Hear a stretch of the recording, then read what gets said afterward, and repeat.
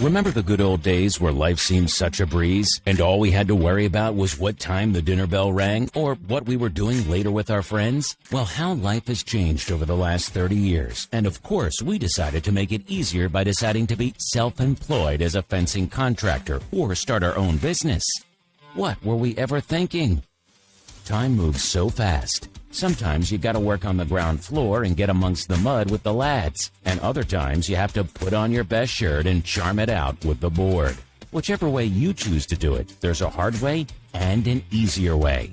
Knowledge is power. Knowledge from someone who has already built several fencing businesses and has made all the mistakes and successes you could possibly think of. Could be the only edge you need to get you where you want to go. Be it a sole trader earning six figures or a company structure earning millions. You're listening to the man who has done both from the trenches up and is so passionate about the fencing industry and where it's headed. Now, here's your host, the man who's not afraid to get his hands dirty, Simon Davis, with It's a Fencer's Life, Lessons from the Trenches. G'day guys, and welcome to the Profitable Fencers podcast. This is the Fencer's Life, Lessons from the Trenches. Today I want to speak to you about treated pine palings and treated pine fences and the stigma around that side of things. And a lot of people will tell you that we can't use treated pine, we've got to use hardwood. And in Australia, we have some of the best hardwood in the world, and we have, especially in my area, we have a lot of, or had a lot of availability. That has changed since the last 3 or 4 years with bushfires, wiped out a lot of the forests, wiped out a lot of the pine forests too, pine plantations, but pine generally grows pretty quick. But one of the big things I hear all the time, and especially in Facebook groups and things like that about fences, that treated pine's rubbish, it twists, it warps, it's no good. Now, I want to challenge that basis of or that theory, because I've been doing fences for close to 30 years. I've done a lot of hardwood, I've done a lot of treated pine, and I've adapted over the time to make things work. One of the big things that I've tried to do is make our treated pine fences work in a way that is so much easier for us or for me to install, and I get the longevity out of them. One of the big things is timber posts, and if I can go back to the old days of how I was taught using hardwood timber, and my thought process here is I like treated pine because it's a lot lighter than hardwood, and I used to hate carrying hardwood palings out and hardwood rails out and everything as a youngster, and it was heavy, it was laborious. Treated pine's so much easier. There's a few differences. So going back to the way I used to do things back in the early 90s, we were putting 5x2 posts in, with already mortised and using hardwood rails, and we would very rarely concrete a post in. Back then on the 5x2s, we would use what they call whaling boards, a 6x1, 6x1.5 board down either side of the post, and that would strengthen the post up and hold the post in the ground. Then you'd earth ram it, and you'd put a 3-inch nail through the whaling board into the timber post once it was in correct position. They were very, very good ways of doing things. Used to save a lot of hassles. But as time has progressed, the government specifications have changed, and so has the methods of installing. Doing a lot of Housing Commission work back in the early 90s, they had just started to change to steel posts. So one of the big things that I like to do now, whether I'm doing treated pine or hardwood, is that I use steel posts, 50x50 Gal SHS, and I recommend that you never ever use a 1.6 mil wall. You always go 2 mil or heavier. 2.5 is really good. I find that's the good balance, but if you go to 3 mil, they start to get a little bit expensive. Corner post, gate post, if you've got 100 by 100s or 65 by 65s or 75s, I would recommend gate posts. You'd probably go to a 3 mil wall thickness. Definitely, I like to use Supergal or Duragal if I can.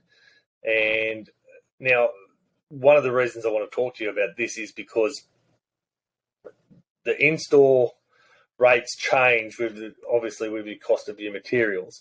But one of the things that I find using galvanized posts versus timber posts, and I've had to do both. Some areas that we do use both, they have their application. So, for example, if you're using a gal post down on the beaches, they're going to rust out pretty quick. So we tend to use a lot of timber.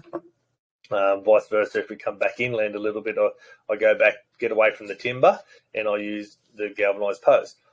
One of the main reasons I use the gal post is because, and this is my opinion, and opinion only, I think there's enough proof out there to warrant this, but timber shrinks when it dries out and expands when it gets wet.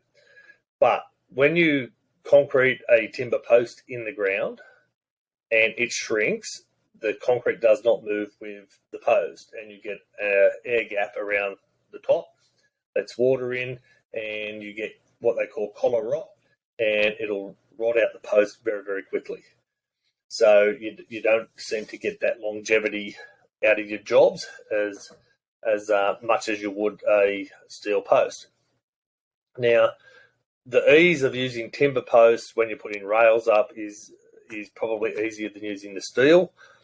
But again, I've found it, for me, there's not much difference because I've been doing, I've built hundreds and hundreds of timber paling fences and lap and cap and space paling and closed paling and friendly fencing and pickets and everything else. And there's not a lot of difference for me in the type of post that I use versus steel versus timber.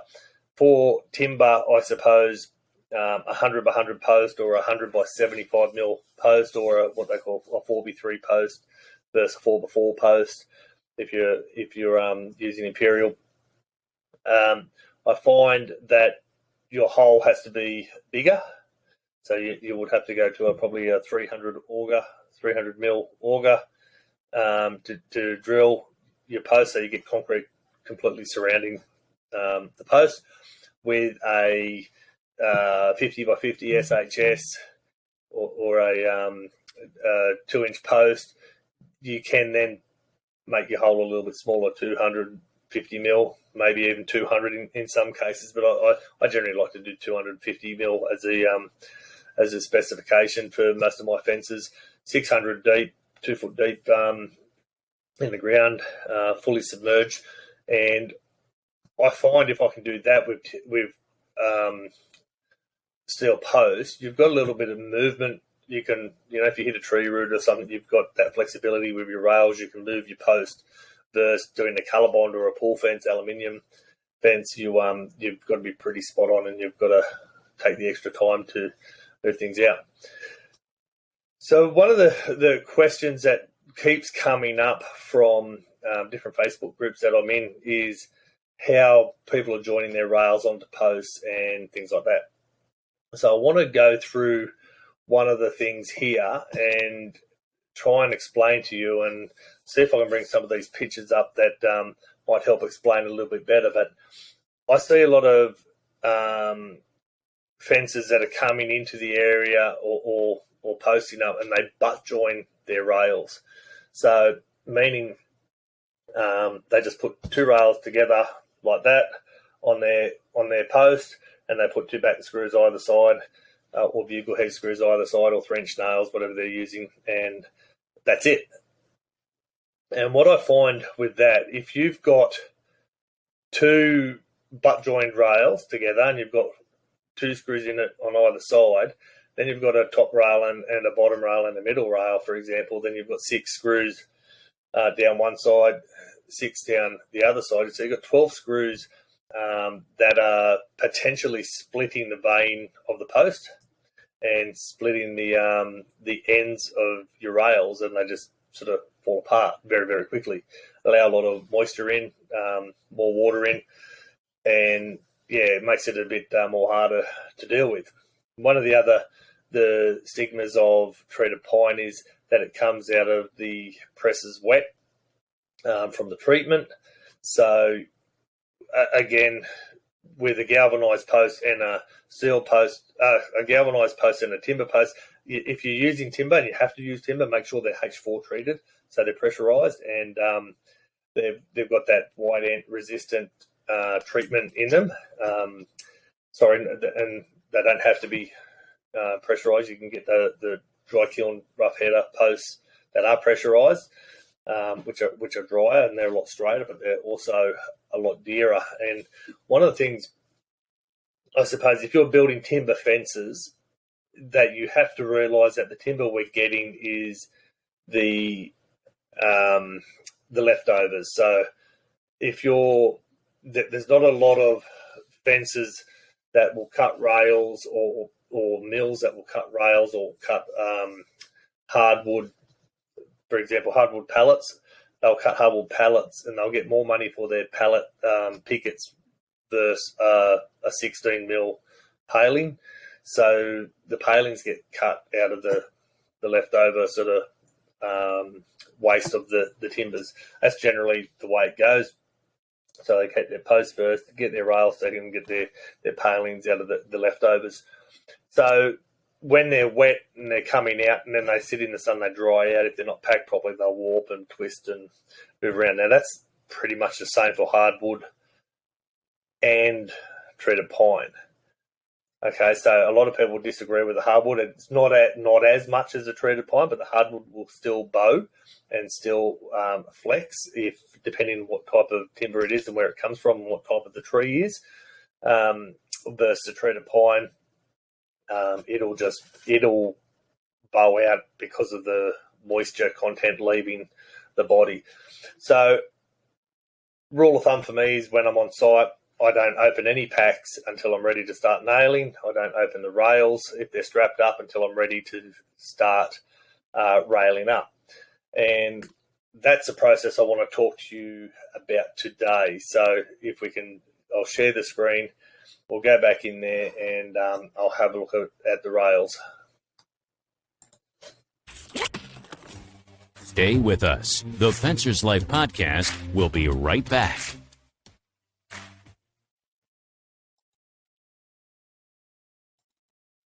So when I talk to you about rails and splaying rails, this is what I mean. We have a 45-degree cut on your rails, and how I do these is I use a chainsaw. Some people use a circular saw. Some people use a drop saw. I was taught on a chainsaw how to do this as a young age, so I've been doing this for a long time, and I find this relatively quicker and a lot, again, not so much laborious that I have to be lifting rails up and down off the fence line to cut. So how I've found this type of work for me is when you're cutting your rails or when you're laying your rails out, you have to step your rails through. With treated pine, I like to put 3 rails on everything, whether it's a 4-foot fence, 5-foot fence, 6-foot fence, 7-foot. If I'm going 7-foot, I'd put 4 rails on, but I like to do 3 rails for my 6-foot, 5-foot, and 4-foot fences. Now, the reason for this is it does a couple of things. So it stops the bow in the paling with that mid rail if they're placed properly and spaced out properly. They also, if you can step your rails through just go to a photo that I can find for you. That when you step your rails through, and these are the splays that I'm talking about. So we have a 45-degree angle, one angle that there's no butt through here. I haven't got a bigger pen to show you, but if butt rails on a small post like a 50 by 52-inch post, you can't really have enough room. So if you put a cut there and a cut straight through and butt joined them here, and then put your screws through, you'd split your timber pretty easily, I would imagine. I use one bugle head screw, and it's just a batten screw that goes straight through the post, straight into the steel, and that's it. It's one step. So again, splaying the rails, you can see there's a little bit of a heel cut here. It's not as neat as probably what a circular saw would do, but you'll get away with that on your fence. Again, just one screw straight through. Relatively easy to do, especially now with the metal cutting heads. And if you're going into timber, you're just doing a timber screw. But what I want to say is you step your rails. So when you're laying out your rails, you don't have three joins or three splays in one spot. So you can see I've got a splay here. I won't have one there, and I won't have one down the bottom. And then as that rail runs through, it'll be joined up here on this far post, and then the top one will be joined there, and that one will be bottom one will be joined there. Now the reason I like to do that is so you don't get three joins on one post, because that becomes the weakest part of your fence. So that's something that I like to do. And as I said, like with your palings, keep them strapped together until you're ready to use them. It makes it life so much easier. Again, timber posts. I've used timber posts where I have to. I'm not afraid to use a timber post. I'd rather use the galvanized steel and work through that. So with those posts like that, you've got, again, if I can zoom in, I'm not sure if I can. Yep. So I've got a cut at the top here. You can just see a little cut in the corner. One screw through, no cut there. And then down the bottom, there's another splay down there. And it just strengthens the fence up so much by staggering your rails out. And it works so much easier. One of the things, when I'm nailing palings up, they're two of my guns that I use, just an Apache gun. The nails have to be a ring shank galvanized nail. And one of the things, talking about the bolts, the bugle heads or batten screws as well, if you can get the green ones that are for treated pine, they last a little bit longer as well. Back in the old days, we used to drill a hole right through, bolt with a big galvanized bolt. And I can honestly say over the last 25 years, there's probably been 2 or 3 fences that have failed that I've had to go back to for, change a few palings here or there. Very, very rare. The ones that I've had to go back to was in my early days where I only put 2 rails on. And as soon as you put 2 rails on, there was instant, failure straight away. They just don't last. They just bow out in the center here and fall apart. The other thing here with the treated pine palings, I like to tip the edge of my palings. Now, I'm one of the only fences up here in this area that does it. A few more are just starting to. It was an old Housing Commission or Australian government specification that you had to tip the palings unless you're doing lap and cap like that photo before. As soon as you do lap and cap, you don't need to because they just butting straight up. But with the tip of the palings, it does a couple of things. So one, for me, it dresses things up. I think it looks so much neater. than what it would if it's just flat. And I know I've seen a bloke the other day cutting the tops. A lot of blokes won't run string lines, and they'll just throw the palings up hard up against the ground, and then circular saw straight line.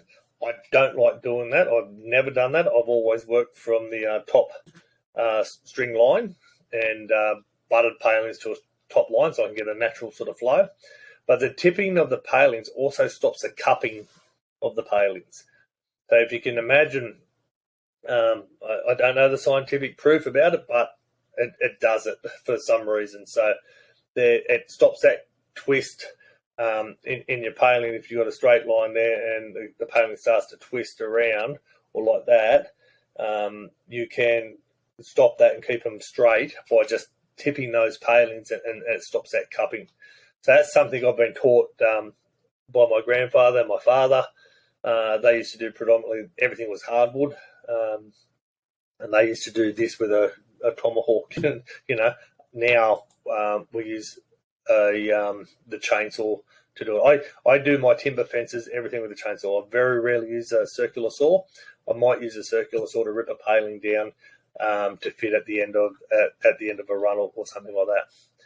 So the gap, the width between your rails is pretty important as well.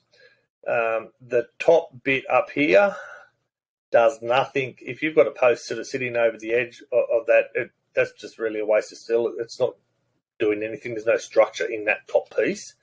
But I just like to sit them 100 mil down. And this is a 6-foot fence, so I love to sit these about at 1,600, about 200 off the ground, and then I just split the one in the middle. Now, again, what that does is that creates that force, because you've got 6 nails in each paling. So you've got 2 top, 2 bottom, 2 middle, and 2 bottom, and it stops that bow coming through here, through your palings. And when that bow, there's no bow through there, it stops the paling from kicking out at the top and twisting out at the bottom. So that's very important to me and the way I build the fences. And occasionally there might be one that's really bad, and you've got to just be a little bit selective with your palings and throw the ones out that aren't any good. So because you don't want to be throwing those palings in that are rotten and twisted. So that's about it. I'll see if I can bring a quick video up and you can have a look at how I actually cut the rails. I took a quick video the other day, and how I sort of gauge if things aren't working exactly spot on for me, if my saw's not quite sharp enough. And I can tell you, if you don't have a sharp saw, you're going to find this very difficult to do. So you've got to keep touching up your saw. But as I said, it works for me. I think it's a really good, it's a really good money spinner for me. It's quick.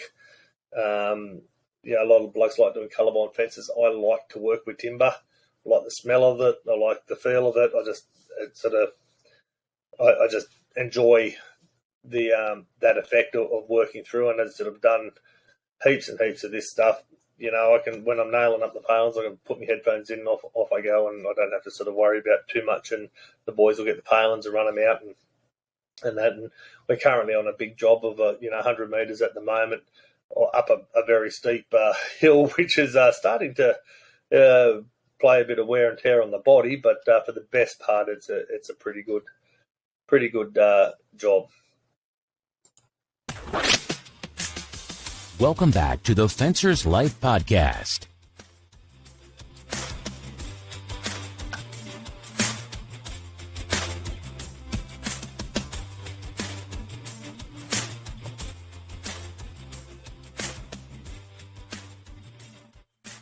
So I splay my rails. I cut from right to left, and I do this so I can, the rails start. I'm right-handed, so if you're cutting, I find it easier going right to left so that my saw's not running against the post. So if I was to cut this one first, I cut this one on the ground, and then when I bring my rail up, I just cut the chain goes, or the bar goes through that way, so it's not touching the post, just skips the post, and it works a lot easier for me to go, and the same as when I'm nailing up, I'll work from right to left, so the palings are always on my left, so I'm grabbing them with the left hand and banging them with the right. So have a look at this, and as I cut the rail straight through, it's easy enough, cut the rail on the ground. And one of the things with this is, I'll replay this again in a minute, but it's the rail is not quite sitting neat. It's just rocking a little bit. So what we do is just run the saw back through, trim the edge up again, and it's job's done. Now, if you're working with a circular saw, that'd be a neat cut every time, and it wouldn't matter.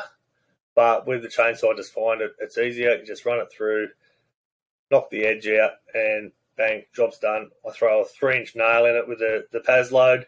That just holds it, and then I put my screw gun in. Now, if you're doing a timber post, you can just run your 3-inch nail straight into the post and then just put a big 4-inch batten screw in, or a 3-inch batten screw, whichever you're using, and it works a treat. With the PAS load here, I just throw a 3-inch nail through, and then I just grind the back of the nail out as I run past. I find it's so much easier and quicker to do that, and then we can do big runs, and you still get fatigued as you're doing big runs, but that's part of the job, I suppose. But that's how I get away from doing and running into trouble with treated pine fences that I see a lot of you other fences seeming to have issues with. So if you do your setup correctly and you take that little bit of extra time, bit of care, it's and I know this will cause controversy, because a lot of people go, well, why would you use treated hardwood when there's treated pine when there's hardwood out there? And one of the biggest issues is cost. The hardwood now is getting pretty scarce. Good hardwood is getting pretty scarce. It's costly, and for me, I can make a good fence out of a treated pine that's still going to last the time of a hardwood fence. So the longevity out of these, I will still get 15 plus years out of my treated pine fences. And some of the old hardwoods that I used to go down and pull down for Housing Commission have been up for like 30, 40 years. I've been going back pulling down hardwood fences down now that have been up for 6, 7 years. And I think that is purely because of the growth of the timber. They're cutting timber that's a lot smaller now, and where in the old days they used to cut the really old stuff, really big stuff, and that's not around anymore. So I hope that clears up a little, a little bit. There's things out there that I really like. I really like working with timber. As I said, I've done a lot of timber fencing in my time. It's been so much work we've done around the place. Putting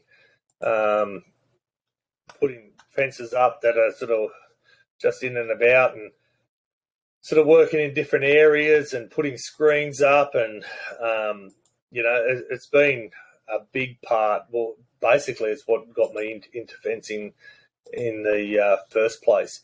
I love coming back, seeing these jobs, and having a look at sort of what we've done, and going through pretty quickly, working on a fence and seeing something that's, at the end of the day, you can look back and go, hey, I built that. And, for me, that's what I like. I find that pretty good. And I just enjoy that type of work. You're listening to the Fencer's Life Podcast. Be sure to follow Simon on Twitter, Instagram, or in the Facebook group, The Fence Posts. Now, back to the show.